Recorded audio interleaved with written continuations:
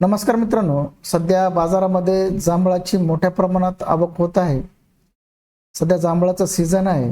जांभळाच्या सीझनमध्ये जांभूळ खाणं आरोग्यासाठी फायद्याचे आहे, परंतु अशा काही स्थिती आहेत, आजार आहेत, त्यामध्ये जांभूळ खाणं शरीरास अपायकारक ठरू शकतो।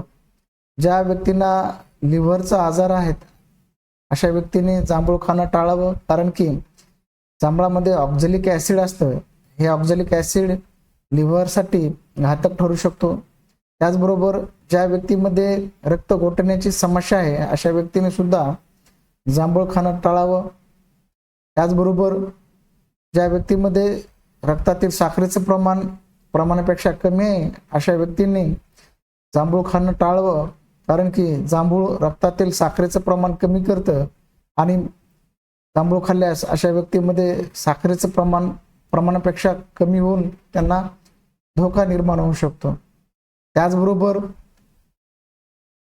गर्भवती महिलांनी जांभूळ खाणं टाळावं, त्याचा परिणाम त्यांच्या आरोग्यावर होण्याची दाट शक्यता असते। पोटाचे विकार असणाऱ्या व्यक्तींनी जांभूळ खाणं टाळावं। त्याचबरोबर जांभूळ हे दूध आणि दुग्धजन्य पदार्थासोबत खाऊ नये, त्यामुळं गॅस, ॲसिडिटी आणि पोटाचे विकार होतात।